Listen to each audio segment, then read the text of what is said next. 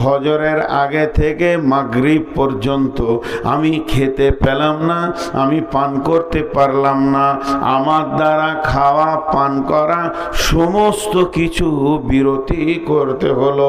শুধু তাই নয়, এই পর্যন্তই শেষ নয় বন্ধুরে। যদি আল্লাহকে বলি, আল্লাহ পৃথিবীর মহিলা তো আমার জন্য হারাম, তবে একটা মেয়েকে আমি হালাল করেছি, যাকে আমি মহারানা দিয়েছি, যাকে আমি বিবি বলে কাছে এনেছি, ওই মহিলাটা তো আমার জন্য হালাল। তাহলে এই ক্ষুধার্ত অবস্থায় একটু সময়টা কাটিয়ে নেব, দুপুর বেলাটা জোহর থেকে আসর পর্যন্ত স্বামী স্ত্রীর দৈহিক আনন্দটা করে নিব। আল্লাহ বলছে খবরদার, চলবে না। তার মানে খেতেও দেবে না, পান করতেও দেবে না, বিবির কাছে আপনাকে আমাকে যেতে দেবে না। চারিদিক থেকে যেন আমি প্রতিবন্ধকতার ভিতরে পড়ে গেলাম। এখন আল্লাহ তাবারাক ওয়া তাআলা বলছেন, কেন আমি এই রোজাকে এত সম্মানী বানিয়েছি। ইন্নামা ইয়াতরুকু তাআমাহু ওয়া শারাবাহু, আর আমার গোলামেরা তারা আমার জন্য খাওয়াটা ছেড়েছে, আমার জন্য পান করা ছেড়েছে, আমার জন্য বিবির সঙ্গে সম্পর্ক ছেড়েছে। আমি আল্লাহ হুকুম করে দিয়েছি, তাদের জবানকে তারা বন্ধ করে দিয়েছে। এর জন্যে রোজার বদলা আমি আল্লাহ নিজে হব। তার মানে না খাওয়ার নাম হলো রোজা। সাদা ভাঁটায় দুটি কথা বললাম, এবার আমি একটু যুক্তিতে যাব 5টা মিনিট, তারপর আবার কোরআনের আয়াতে আসব। যুক্তিটা কি? যে আল্লাহ আমাদেরকে খেতে দিল না, পান করতে দিল না। একটা হলো মহব্বত, একটা হলো রাগ। একটা হলো মহব্বত, একটা হলো রাগ। জি, মানুষ রাগে, দুটা কথা আগে বেড়ে যাচ্ছে। আমার ভিতরেও রাগ আছে। যে পুরুষের রাগ নাই সে পুরুষ নয়, সে হিজড়ে। জিহাদের মতো ইবাদতটা করতে গেলে রাগের দরকার আছে। উজুবিহীন যেমন নামাজ হয় না, উজুবিহীন নামাজ হয় না, উজু ছাড়া নামাজ হয় না, রাগ ছাড়া জিহাদের মতো ইবাদতটা হবে না। রাগ ছাড়া মানুষের একটা অভ্যাস আছে, আমি যখন খুব যদি রেগে যাই, 5 জন এসে বলবো আপনি মৌলবি মানুষ, রাগ করছেন কেন? তার মানে মৌলবিদের জন্য জিহাদ কি মাপ আছে? মাপ নাই। তাহলে রাগ আমাকেও রাখতে হবে।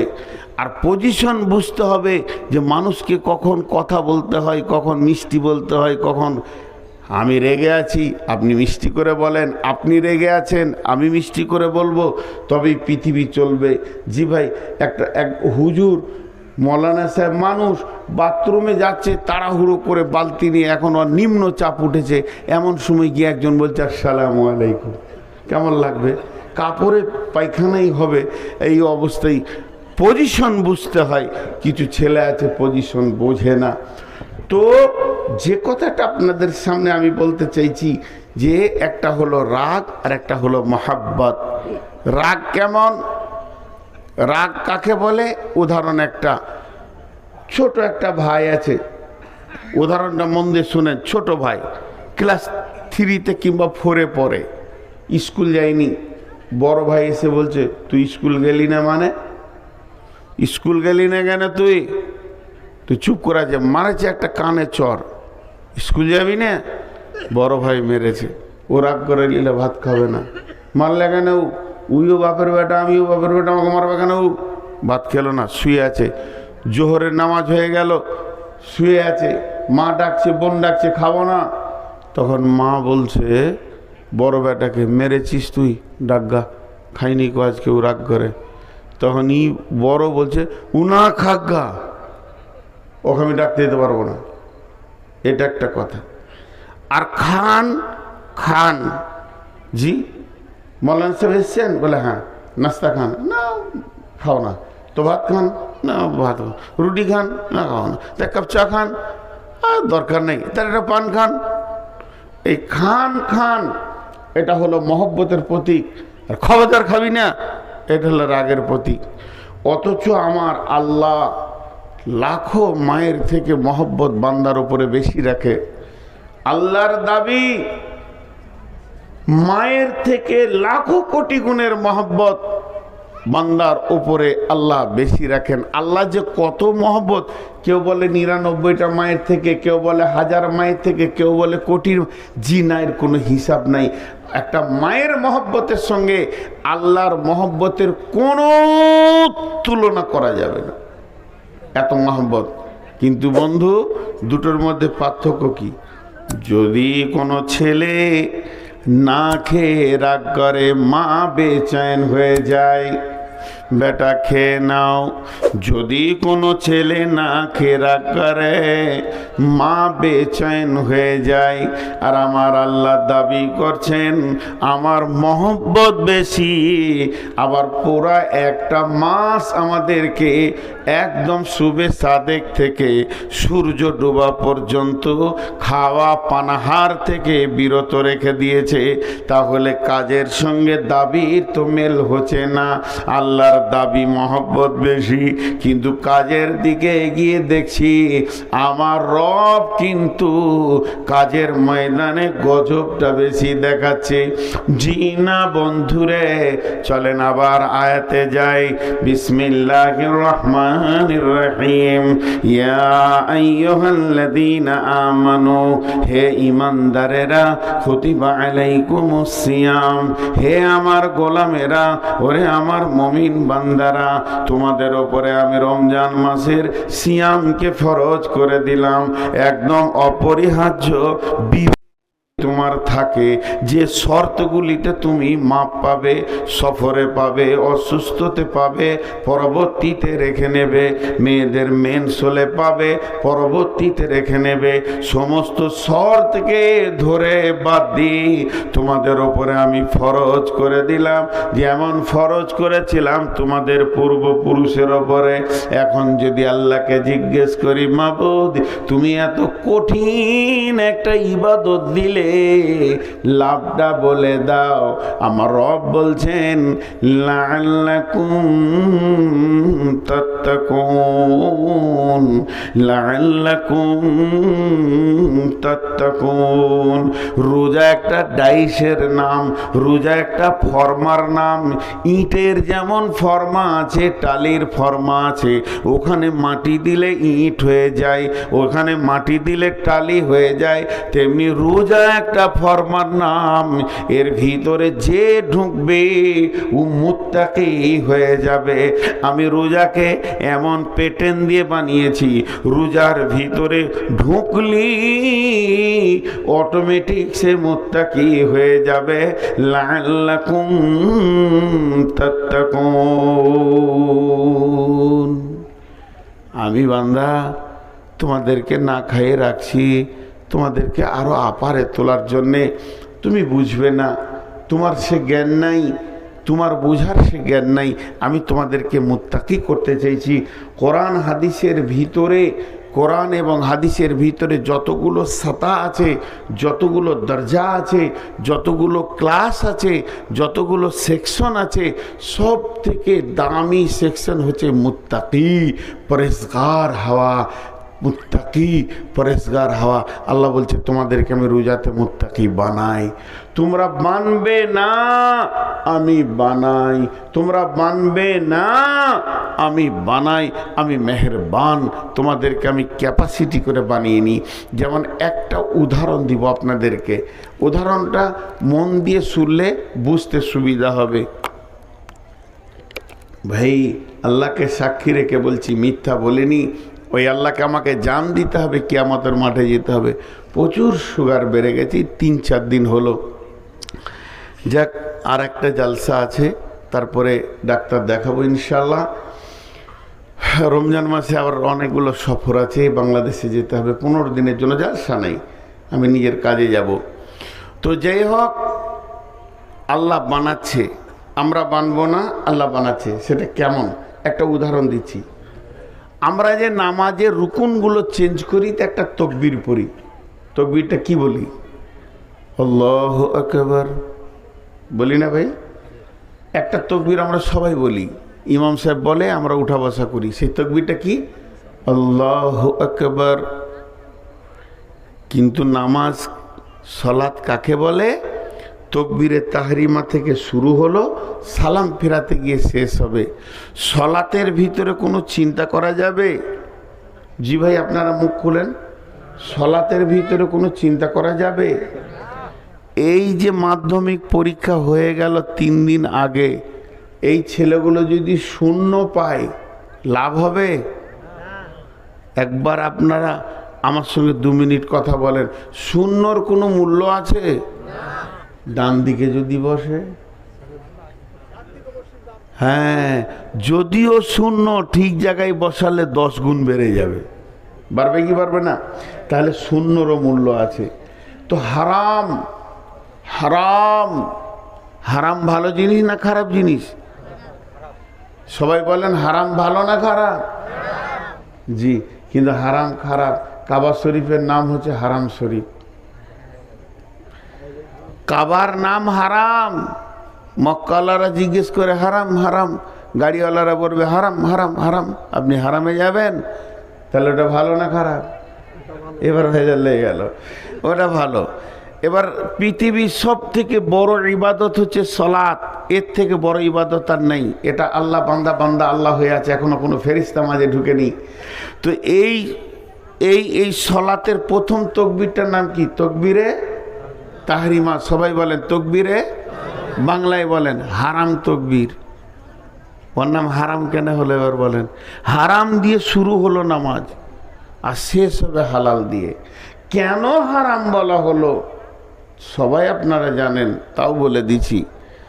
আল্লাহ তাবারক ওয়া তাআলা নবী বলতে চাইছেন, যখন তুমি ওই তাকবীরটা পড়বে, তাকবীরে তাহরিমা, তার মানে তোমার দুনিয়া চিন্তা হারাম হয়ে গেল, ঘর বাড়ি চিন্তা হারাম হয়ে গেল, তোমার কাছে আর কোনো চিন্তা থাকবে না। আবার যখন তুমি সালাম ফিরবে, তোমার জন্য সব হালাল হয়ে গেল। ছেলের চিন্তা, বিবির চিন্তা, সংসারের চিন্তা, কারবারের চিন্তা, ব্যবসা বাণিজ্য, চাষবাস, চাকরি বাকরি, সমস্ত চিন্তা হারাম। তাহলে মধ্যখানে কিছুক্ষণ আপনাকে পৃথিবী থেকে বিচ্ছিন্ন হয়ে যেতে হবে, পৃথিবীর কারবার থেকে বিচ্ছিন্ন হতে হবে, তাকবীরে তাহরিমা থেকে সালাম ফেরা পর্যন্ত। এবার বলেন ওই সময় আমার মনটা কেমন থাকবে? বলে ওই সময় মনটা থাকবে, সহিহ বুখারীর হাদিস আছে, আল্লাহর নবী বলছেন, তুমি দেখো, তুমি মনে মনে চিন্তা করো আমি আল্লাহকে দেখছি। যদি তা না পারো, এত আপার লেভেলে যদি না যেতে পারো, তো এর থেকে লোয়ার আর একটা চিন্তা আছে, আমাকে আমার আল্লাহ দেখছে। এই ধ্যানই তোমাকে নামাজটা শেষ করতে হবে। এটাও তো আমার মনে থাকছে না। তো বিশ্বনবী একটা তাকবীর দিলেন, কি তাকবীরটার নাম হচ্ছে সামি আল্লাহ হুলিমান হামিদা। কখন? একবার আছে না? প্রতি রিকাতে একবার আছে কি না? আল্লাহু আকবার, আল্লাহু আকবার।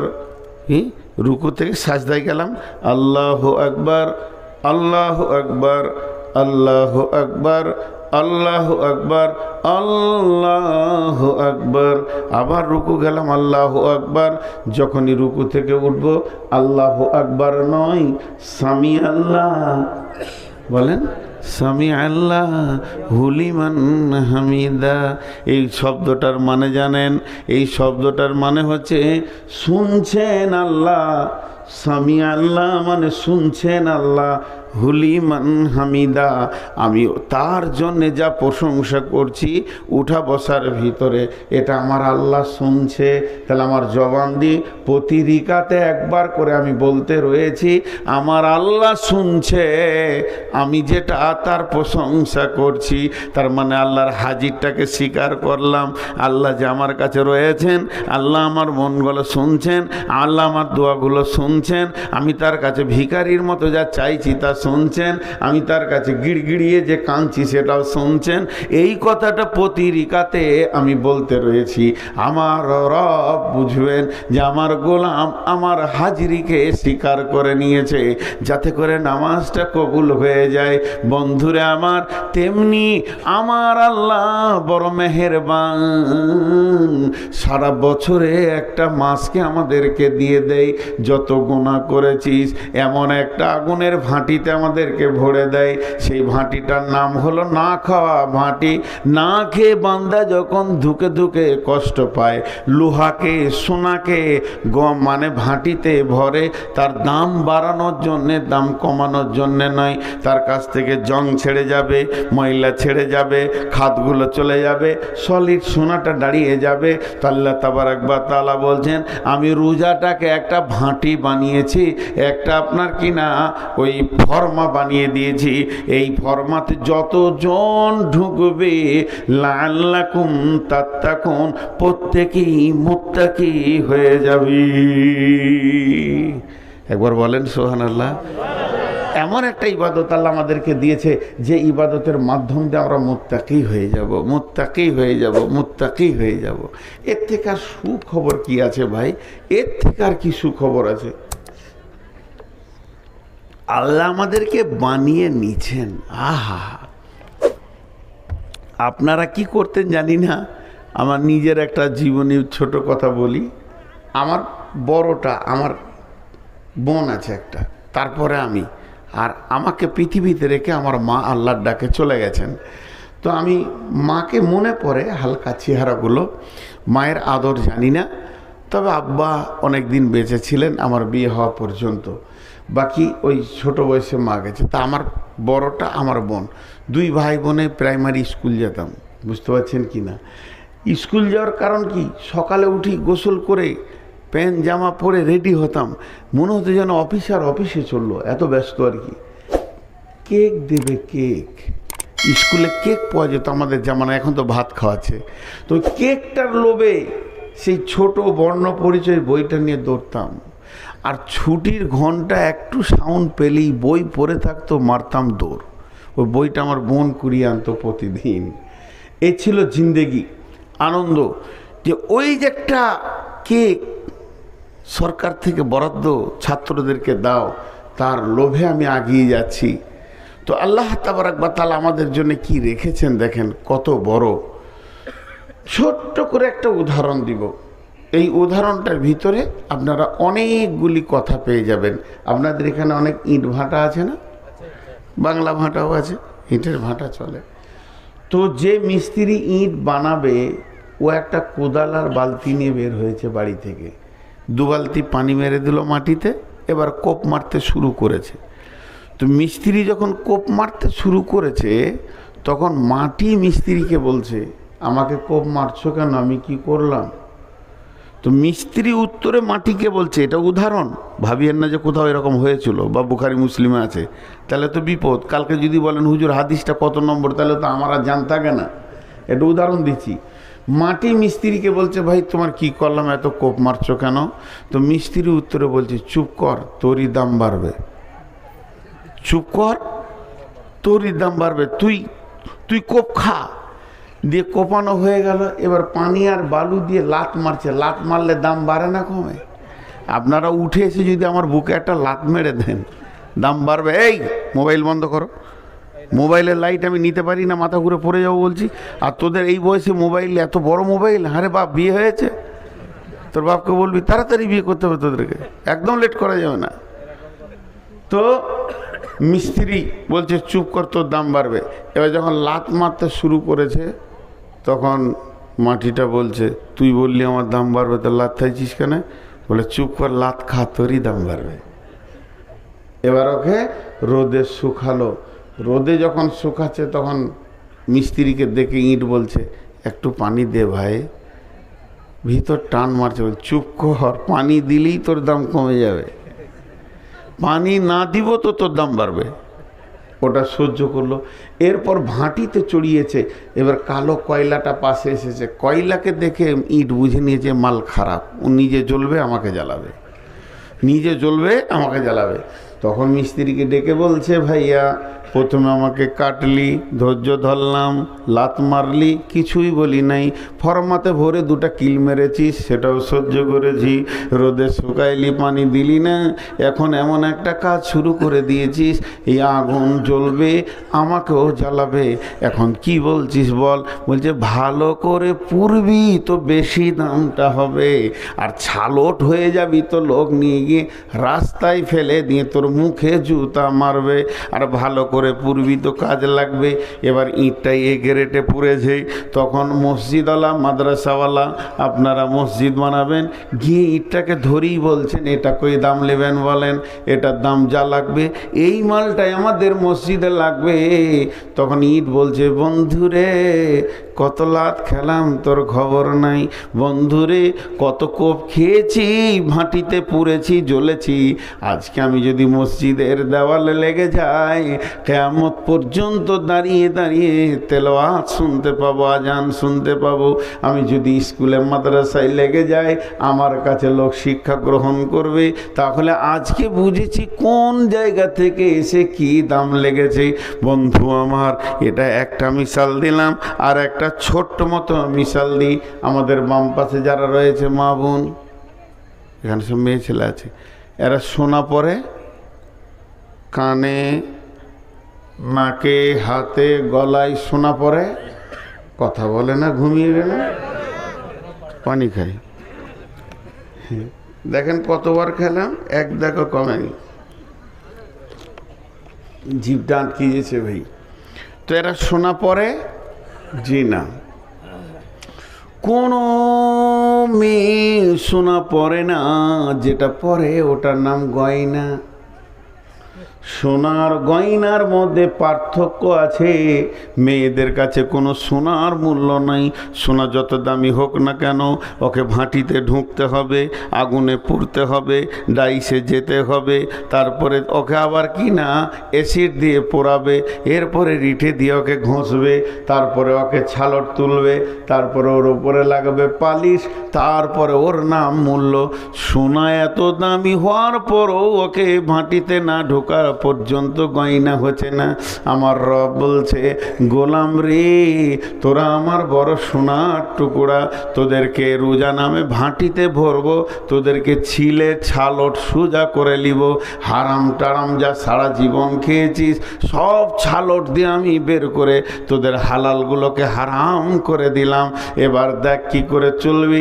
চলতে চলতে চলতে চলতে আল্লাহর জন্যে খাওয়া ছেড়েছি, আল্লাহর জন্যে পান করা ছেড়েছি। প্রচণ্ড বৈশাখ মাস, রোজা চলছে, আর পিপাসায় ভিতরটা মরুভূমি হয়ে গেছে। কোনো কারণে আপনি মায়ের ওষুধ আনতে চলে গেছেন বহরমপুরে, ওষুধ পাওয়া গেল না বলে এই ওষুধটা একমাত্র বেলডাঙ্গা একটা ফার্মেসিতে পাওয়া যায়, সেখানে চলে গেলেন। ওষুধ নিয়ে যখন বাড়ি ঢুকছেন 1:30 বেজে গেছে। পিপাসায় মনে হচ্ছে বুক ফেটে গেছে, মাথা তাঁতা করে ঘুরছে। বিবিকে বললেন কলটা চেপে দেন, কিংবা সাবমার্সেল চালিয়ে দিলেন। মাথার ওপরে ঠান্ডা পানিটা গোটা গা দিয়ে বয়ে পড়ছে। তখন আপনি মুখটা টিপে বন্ধ করেছেন। যদি 2 ঢোক খেয়ে এলেন, ভিতরে যদি চলে যায়, ভিতরে চাহিদাটা মিটে যাবে। কেউ দেখতে পাবে না, গাঁওয়ালা দেখবে না, বিবি বুঝতে পারবে না, ছেলে দেখবে না, দেশওয়ালা দেখবে না, ইমাম মজ্জেন দেখতে পাবে না, হাজি গাজি বুঝবে না যে পানি পান করে নিয়েছেন। সম্মান আপনার থেকে যাবে রোজাদার বলে। কিন্তু আপনার বিবেক বলছে পৃথিবীর কেউ না দেখলে আমার রব জেনে নিবে গোলাম খেয়ে ফেলেছে, রোজা আমার হবে না। তখন আমার আল্লাহকে কত ভালো লাগে। এরপর বাড়ির ভিতরে শুয়ে আছেন, দরজাটা লাগানো আছে, কেউ নাই, বিবি আছে, বিশ্বের কেউ জানবে না। সে আপনার পিয়াস বুঝে, তার পিয়াস আপনি বুঝেন। 15 বছরের বিবি ইশারা সব কিছু বুঝে নিতে পারে। তারপরও তার গায়ে হাত দিলেন না। পৃথিবীর কেউ না দেখলে যে রব আমাকে রোজার হুকুম করেছে তার দৃষ্টি আছে, তাহলে সেটাও হলো না। ঘরে বিবি নাই, বাইরে আছে, মা বাপ কেউ নাই, হুড়কাটা লাগিয়ে দিলাম, দরজার ছিটকিনিটা লাগিয়ে দিলাম, আমার চৌকির নিচে আছে খানা, রুটি আছে, মাছ আছে, মাংস আছে, ভাত আছে, ফ্রিজ আছে, কোল্ড ড্রিঙ্কস আছে, ফল আছে, কলা আছে, দই আছে, চিড়ে আছে, ঘরে মালে ভর্তি হয়ে আছে। পেট ভরে খেয়ে যদি আসরের নামাজ পড়তে যায় পৃথিবীর কেউ জানবে না। শুধু মানুষ খায় না কেন, একমাত্র আল্লাহর ভয়ে খায় না। এর জন্য আল্লাহ তাবারাক ওয়া তাআলা হাদিসে কুদসির মধ্যে বলেছেন, এই হাদিসটা হাদিসে কুদসি, ইয়াকুলুল্লাহু আযজা ওয়া জাল কুল্লু আমালি ইবনে আদম লাহু ইল্লা সিয়াম ফাহুয়া লি আনা আজিজিবি। আল্লাহ তাবারাক ওয়া তাআলা বলছেন, সারা পৃথিবীর যত ইবাদত আছে ইবনে আদম নিজের জন্য করে, কিন্তু যে সিয়াম রাখে সে আমার জন্য রাখে। আর এর আজিজিবি, এর সব থেকে বড় প্রাইজ হলো কি? এর প্রাইজ জান্নাত নয়, এর প্রাইজ জান্নাতুল ফেরদাউস নয়, এর প্রাইজ কিছুই নয়। এর প্রাইজ হচ্ছে আমি আল্লাহ নিজে। কিয়ামতের দিনে আমি রোজাদারদেরকে দেখা করতে যাব এবং বলবো, হাসরবাসী তোমরা যারা রোজা রেখেছ তোমাদের বদলা এসে গেছে। তোমরা যেটাকে পেতে চেয়েছো সে আল্লাহ চলে এসেছে, তোমরা তোমাদের প্রাইজকে গ্রহণ করে নাও। রোজাদারের দুইটি খুশি, একটি খুশি ইফতারে,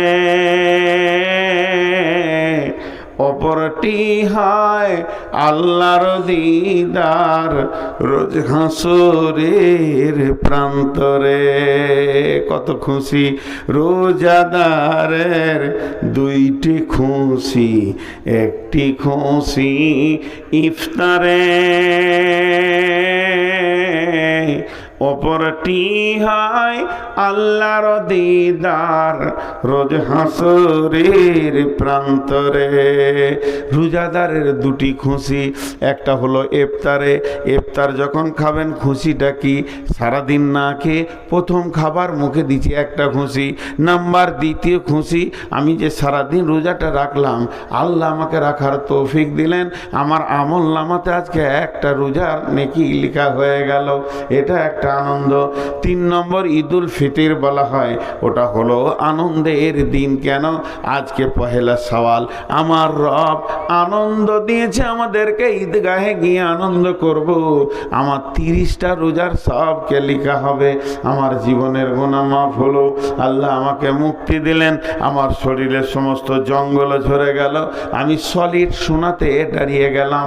আল্লাহ তাবারাক ওয়া তাআলা রোজাদারের সঙ্গে রমজান মাস কিয়ামতের দিন নিজে মোলাকাত করবি। এরপরে আমি একটা হাদিস পড়েছি। জি ভাই, মাঝে একটা ছোট্ট করে কথা বলি। আমার 1 ঘন্টা বকা হলো, আর আধা ঘন্টা দিব আজকের মতো। বারবার পানি পান করছি। আমি চেয়েছিলাম যে 12টার আগে পর্যন্ত দেন। মানুষের একটা ধারণা, এই যে মৌলানা আউয়াল আছে, আমার আগে যিনি বক্তব্য রাখলেন, ভালো মানুষ। আমার নজরে আমার যতটুকুই জ্ঞান আছে, পশ্চিমবঙ্গে যতগুলো বক্তাকে আমরা বেশি বক্তা দেখি, তো উনি একটা ভালো মানুষ।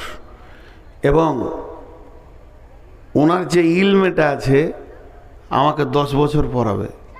আমাকে প্রধান বক্তা করেছেন, উনি আমাকে 10 বছর পড়াবেন, এরকম মানুষ। কিন্তু মানুষ ওনাকে তুলে দিয়ে ওর কাছ থেকে খালি আদায় নিতে চায়। আদায় নেওয়া বাদ দিয়ে যদি 2টা হাদিস শোনেন, আপনার আমার জিন্দেগি চেঞ্জ হবে। ওই যে হয়ে গেছে, এই দিল, এই করো, ও জান্নাতে গেল, সুর করে আদায় করা যায় কি না? অনেকে বলছে যায় না, আমি জানি যাই। আমি যে আলেমদেরকে জিজ্ঞেস করেছি, সুর করে আদায় করা যাবে, অসুবিধা নেই। তো আদায় করতে গিয়ে কতটা সময় যে নষ্ট হয় সাধারণ মানুষ বুঝে না। আর আপনার নামটা যদি দুবার নাই বলে চুপচাপ যদি নামিয়ে দেন, জি ভাই এই টাকাটা ধরেন, এটা একটা টাকা, ওইখান থেকে নিয়ে আসছেন আপনি, টাকাটা আমাকে দিচ্ছেন, দিয়ে বলছেন আমার আব্বা কবরে আছে, দোয়া করে দেন। 100 বার দোয়া চাইবেন, 100 বার 100 বার 100 বার 100 বার, ঠিক আছে ঠিক আছে ঠিক আছে ঠিক আছে, চাওয়া যায়, অসুবিধা নেই। একটা মুসলমানের কাছ থেকে দোয়া চাইবেন না তো কী চাইবেন? গালগালের চাইবেন যে আমার খানিক খিস্তি করে দেন? দোয়া চাওয়া যায়। কিন্তু এর থেকে আর এক ধাপ আপারে আছে। কি আপারে আছে বলেন তো?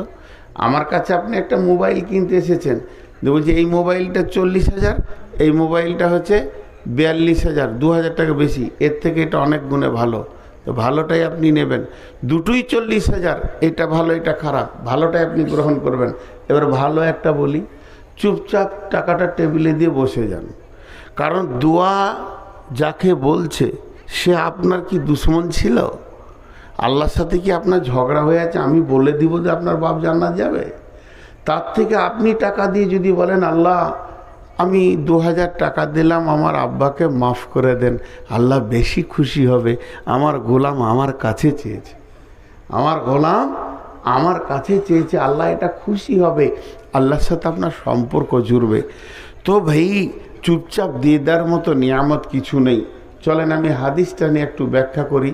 পেছনে একটা লোক বসার জায়গা পায়নি, ওকে কিভাবে জায়গা দেবো? আমার চেয়ারটা দিব নাকি? অনেকক্ষণ দাঁড়িয়ে আছে, আবার বসতে যে দাঁড়িয়ে গেল, মাথাটা কাজ করছে না যে কোথায় এসেছি। অনেকক্ষণ দাঁড়িয়ে আছে, ও সেই হাঁচের টাওয়ারের মতো দাঁড়িয়ে আছে। আর এই দিকে এক মাল দাঁড়িয়ে আছে, ও মালটা যে কোথাকার আল্লাহ তাবারক ওয়া তাআলা জানেন। ওর বংশে কেউ বসে না কোথাও, ওর বাপ বসেনি, ওর দাদা বসেনি, তার বাপ বসেনি, তো কেন বসবে? দাঁড়িয়ে আছে, খালি গা চুলকাইছে আর দাঁড়িয়ে আছে। আল্লাহু আকবার, আস্তাগফিরুল্লাহ। এখন আপনাদের সামনে হাদিসটা বলছি, শুনেন। বিসমিল্লাহির রহমানির রহিম। মান সামা রমাযানা ঈমানাও ইহতিসাবা গুফিরা লাহু মা তাকাদ্দামা মিন জামবি ওমান কামা কিয়ামাল লাইলি ওমান কামা কিয়ামাল লাইলাতুল কদরি ঈমানাও ওয়া ইহতিসাবা গুফিরা লাহু মা তাকাদ্দামা মিন জামবি। আমার কথাটা বোঝার চেষ্টা করেন। আল্লাহ রসুলের হাদিসটা টু দি পয়েন্ট আপনাদেরকে আগে তর্জমাটা শোনাই। বিশ্বনবী বলছেন যে ঈমান ইহতেসাবের সঙ্গে 30টা রোজাকে রেখে নিল বা 29টা, তার বিগত জীবনের অনেক গুনাহ মাফ হয়ে যাবে। কোনো মুফাসসিরিন বলছেন সমস্ত গুনাহ মাফ হয়ে যাবে। আর কি বললো? কিয়ামাল লাইলি বলতে মানে তারাবি যে পড়লো 8 রিকাত, প্রতিদিন কামাই করলো না, কোয়ান্টিটি রেখে দিল। আর কিয়ামাল লাইলাতুল কদরে, লাইলাতুল কদরগুলোকে যে জাগলো, আল্লাহ নবী বলছেন গুফিরা লাহু মা তাকাদ্দামা মিন জামবি, তার পূর্বে যত গুনাহ আছে সব মাফ হয়ে যাবে। আবার কারো কারো মত সব নয়, মিন জামবি বলতে অনেক গুনাহ মাফ হয়ে যাবে। এখন সহজ ভাষাতে দুটি কথা বলি। রবিবার থেকে রোজা শুরু, যেদিন রোজা শেষ হবে ঈদের নামাজ পড়ে নেব, গোটা মাসটা রোজা রেখে নেব, জীবনের গুনাহ মাফ। আলহামদুলিল্লাহ বলতে ইচ্ছা করলো না? দেখেন কত খুশি হয়ে গেছেন আপনারা। আমি আর একবার বলছি, কে বিড়ি ধরিয়ে দিয়েছে? বিড়ির গন্ধ আমি নিতে পারি না। আরে সুবহানাল্লাহ, পেছনেই কেউ বিড়ি ধরিয়েছে। ভাই যে বিড়ি খেয়েছিস বিড়িটা ফেল, আল্লাহ তোকে তৌফিক দেখ, জাহান্নামে গিয়ে বসে খাবি, ওখানে আগুনও পাবি বিড়িও পাবি। বিড়িটা ফেল। তোকে এখন বিড়ি খেতে মন গেল? ছি ছি ছি ছি, না এখনো বন্ধ হয়েছে না। এ ব্যাগ কার? বলে রেখে দিয়ে চলে গেছে নাকি? ভালো হলো, আমি একটা ব্যাগ পেয়ে নিয়েছি। হ্যাঁ, না বিড়ির গন্ধ একদম নিতে পারি না, এত কষ্ট হয়। এবার এখানে একটা যুক্তি কথা বলছি, রোজাতে গোনা মাফ, ঠিক আছে না? আর আল্লাহ রসুল বলেছেন, হাদিসটা বুখারী মুসলিমের হাদিস, পৃথিবীর কারো কাটার ক্ষমতা নাই, কোনো মুফাসির, কোনো মৌলানা, কোনো মুফতি, কোনো বক্তা কাটতে পারবে না, এটাই হাদিস, এটাই ঠিক। তাহলে সারা বছরের নামাজ পড়ে কি হবে? চালাও, চুরি করো, বাটপাড়ি করো, বেইমানি করো, লুচ্চামি করো, রান্ডিগিরি করো, বেশ্যাগিরি করো, আর যেখানে পাবে ডাকাতি করো, সুদ খাও, লুটে লাও, লুটেরাও হয়ে যাও, যা পারবে তাই করো। আর পশ্চিম দিকে যখন রোজার চাঁদ উঠে যাবে, গোসল করে মসজিদ ঢুকে পড়ো, আর ঈদের নামাজ পর্যন্ত রোজা রেখে লাও, জীবনের গুনাহ মাফ। কি বলেন? কথা বলে না? হবে কি হবে না? আরে গুনাহ মাফ হবে রোজাতে? আপনি না বলছেন কেন? নতুন বুদ্ধি বার করছেন কেন? হবে মা, চালান, লুটালুটি শুরু করে দেন। হ্যাঁ, যে যাকে পারবে মার্ডার করে, ছিনতাই করে, টাকা পয়সা করে লাও, সুদ খেয়ে, আবার সামনে বছর রোজা রাখবে, মা সব ক্লিয়ার। বাস দেখেন, একটা হচ্ছে শর্ত, একটা হচ্ছে মাসরুত। যখন শর্ত চলে যাই তো মাসরুত অটোমেটিক চলে যাই। এই কথাটা বুঝতে পারছেন? ইজা ফাতা শর্ত ফাতা মাসরুত। এটা শর্ত কেমন, একটা উদাহরণ দিয়ে আপনারা আমার দিকে ধ্যান দেন। আপনারা বলেছেন যে মৌলানা আপনি রমজান মাসে আমাদের এই ওয়াক্তিয়া মসজিদে তারাবি পড়ান। আমার সঙ্গে কথা হলো, কি কথা হলো, যে 30 দিনের তারাবিটা আমি পড়াবো। আপনারা বললেন যে আপনাকে ইনশাআল্লাহ 30,000 টাকা দিব, যান খুশি হয়ে। তাহলে আমার ওয়াদা তারাবি পড়াবো, আপনাদের ওয়াদা টাকা দিব, দুজন ওয়াদাতে দায়বদ্ধ হয়ে গেলাম। আমি একটাও তারাবি পড়াইনি, একটাও পড়াইনি। ঈদের দিনে টাকা নিতে এসছি, যে আমার সেই 30,000 টাকাটা। তখন আপনাদের কমিটি বলছে আপনি যে তারাবি পড়াননি, আমি নাই ওয়াদা খেলাপ করেছি, তোমরা কেন করবো? হিসাবটা মিলছে না। আমি নাই বেঈমান হলো তো তুমিও বেঈমান হয়ে যাবে আমার দেখা দেখে। তোমরা ইমানদার থাকো, টাকা দাও। আচ্ছা হবে, বলেন হবে?